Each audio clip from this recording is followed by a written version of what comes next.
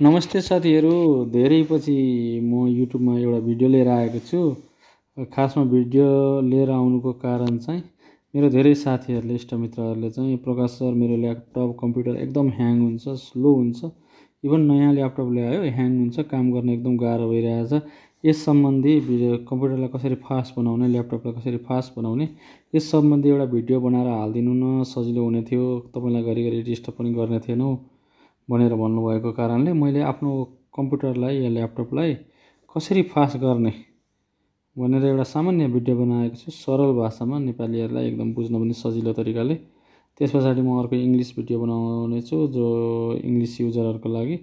र यहाँ मैले केही पोइन्टहरू छ, यो पोइन्टहरू तपाईँले फलो गर्नु होला स्टेप बाई स्टेप, तपाईँको कम्प्युटर पक्कै पनि फास्ट हुनेछ। ल यो मैले तपाईँलाई यहाँ केही पोइन्टहरू दिएको छ, यहाँ हेर्नु होला, यो मैले लिस्टमा होइन, यो स्टेप बाई स्टेप गर्नु हुन अनुरोध छ। म तपाईँलाई वान बाई वान एक्सप्लेन गर्छु है। पहिलो नम्बर छ क्लिन डेस्कटप।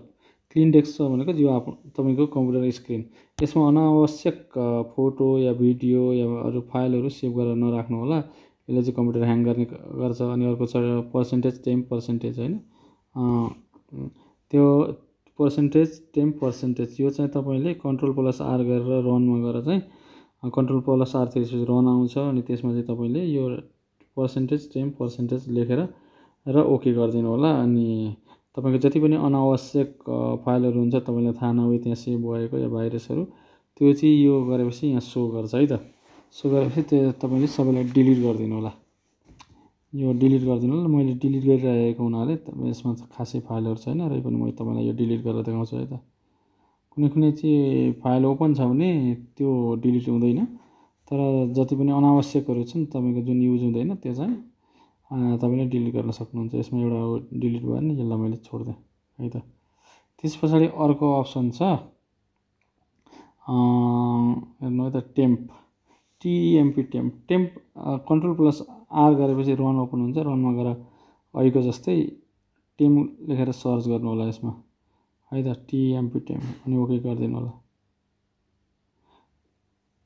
ओके गरेपछि तपाईँको यहाँ केही फाइलहरू चाहिँ अनावश्यक फाइलहरू छ भने देखाउँछ। मेरो चाहिँ डिलिट गरिसकेको हुनाले अहिले केही छैन होइन। यसमा पनि तपाईँको थुप्रो फाइलहरू हुनुहुन्छ जसले चाहिँ तपाईँको कम्प्युटरलाई एकदम स्लो गराइरहेको हुन्छ है त, यो फलो गर्नु होला भन्न चाहेँ। त्यस पछाडि अर्को अप्सन छ प्रिफेच, यो पनि कन्ट्रोल+R थिचेर त्यो रनमा गएर प्रिफेच लेख्नु होला है।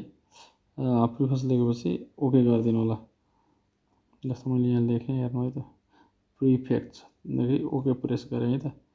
अब यहाँनिर हेर्नु त, यो दुनियाँ यो फाइलहरू छ, यो बिना कामका फाइलहरू हुन् जसले कम्प्युटरलाई एकदम स्लो गराइरहेको हुन्छ, ह्याङ गराएको हुन्छ। यसलाई डिलिट गरिदिनु होला, जस्तो मैले यहाँ यसरी डिलिट गरेँ।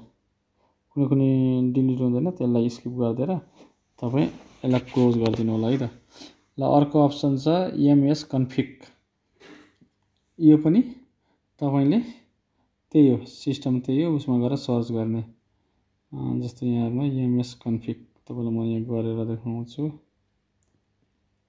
जस्तो रनमा जानु होइन, त्यसमा त्यही लेख्नु एमएस कन्फिग, देख्नुभयो, ओके गरिदिनु।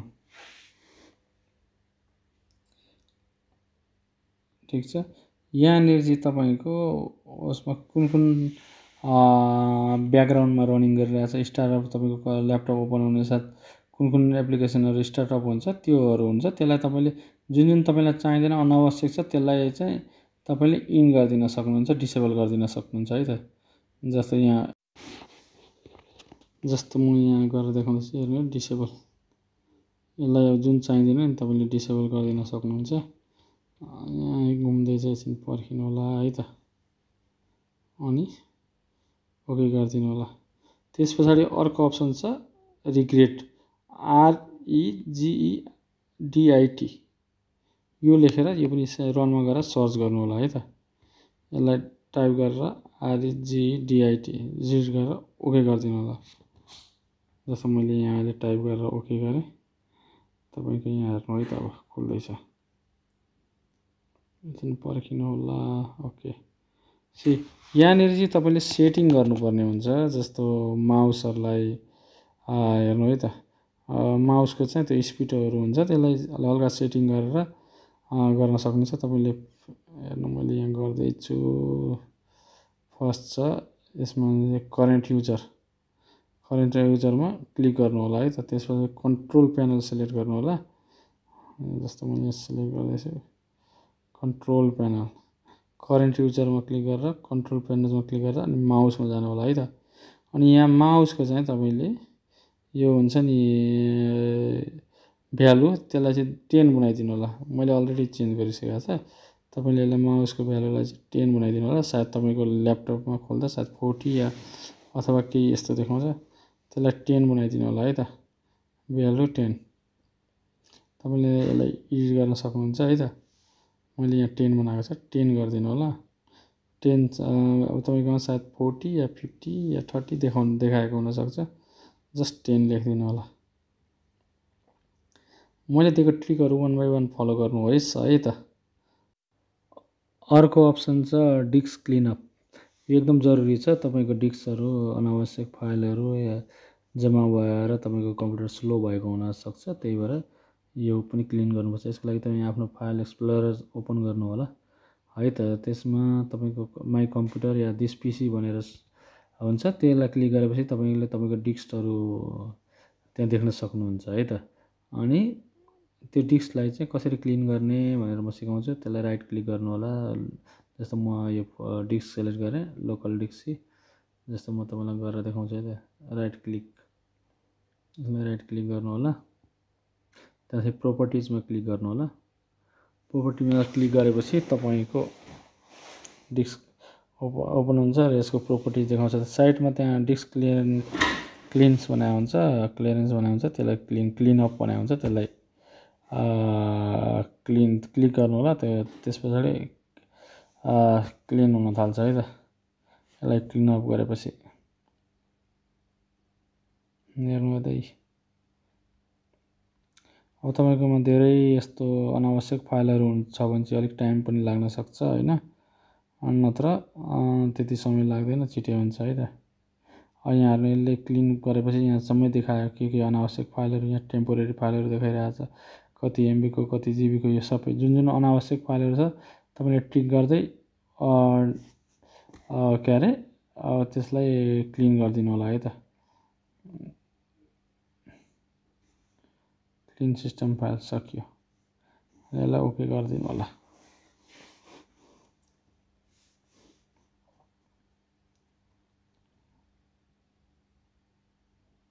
देख्नु पनि कहाँबाट गर्ने, क्लिन डिस्क क्लिनअपमा क्लिक गरेपछि यस्तो हुन्छ है त। तपाईँलाई मैले यहाँ गरेर देखाएँ।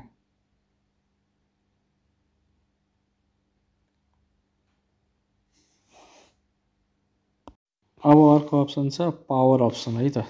यो चाहिँ तपाईँले कम्प्युटरमा सर्च बारमा गएर पावर अप्सन भनेर सर्च गर्नु होला। जस्तो म यहाँ टाइप गर्दैछु, जस्तो मैले गएँ सर्चमा है त।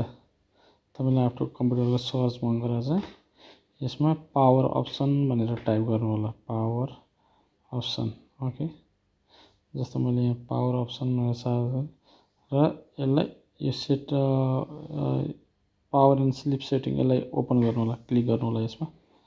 जस्तो मैले यहाँ क्लिक गर्दैछु, हेर्नुहोस् त अब यहाँ ओपन भयो पावर एन्ड स्लिप। हेर्नु त यसमा सेटिङ गर्न सक्नुहुन्छ पावर एन्ड स्लिपमा। जस्तो ब्याट्री पावर कति मिनटको छ होइन। अनि यसमा तपाईँले जस्तो डिस्प्ले सेटिङहरू गर्न सक्नुहुन्छ। त्यस पछाडि तपाईँको यसको के भन्छ टाइमिङ सेट गर्न सक्नुहुन्छ होइन। अलिक तल जानु होला, तपाईँको यहाँनिर एडभान्स सेटिङ भनेर आउँछ। जस्तो 100% यहाँ एप्लिकेसन भयो, 100% एडभान्स यहाँ हेर्न सक्नुहुन्छ। यसमा एडभान्स डिस्प्ले सेटिङ है त। फेरि तपाईँहरू सर्चमा गएर पावर अप्सन टाइप गर्नु होला। अनि यसमा एडिट पावर प्लान गर्न सक्नुहुन्छ। यहाँनिर एडिट पावर प्लान, यसमा क्लिक गर्नु होला है त।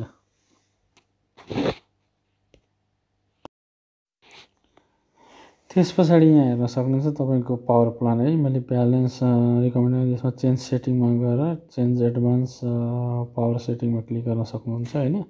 यसमा क्लिक गरेर चाहिँ तपाईँले यहाँबाट डिफल्ट सेटिङ पनि रिस्टोर प्लान डिफल्ट बनाउन सक्नुहुन्छ। माथि तपाईँले यो आफ्नो हिसाबले चेन्ज गर्न सक्नुहुन्छ है त। आशा छ तपाईँहरूलाई यो भिडियो पक्कै पनि मन पर्नेछ र यदि तपाईँले मैले यो भिडियोमा बताएका स्टेपहरू स्टेप बाई स्टेप गर्नुभयो भने पक्कै पनि तपाईँको कम्प्युटर पक्कै पनि फास्ट हुनेछ र तपाईँको कम्प्युटर ह्याङ हुने छैन र तपाईँको समस्या पक्कै पनि सल्भ हुनेछ। र यी पोइन्टहरू यहाँ मैले स्क्रिनमा देखाएका पोइन्टहरू तपाईँले फलो गर्नुहोला। क्लिन डेस्कटप गर्नुहोला, त्यहाँदेखि %+10% गर्नुहोला है। यी कुराहरू याद गर्नु र यो मैले भनेको कुराहरू तपाईँले फलो गर्नुभयो भने तपाईँको कम्प्युटर एकदम फास्ट हुनेछ। विश्वास गर्नुहोस्, किनकि मैले पनि यही ट्रिक गर्छु र धेरै साथीहरूलाई मैले यही ट्रिक गरेर उहाँहरूको कम्प्युटर एकदम ह्याङ नचल्ने हुँदा पनि चल्ने भएको छ।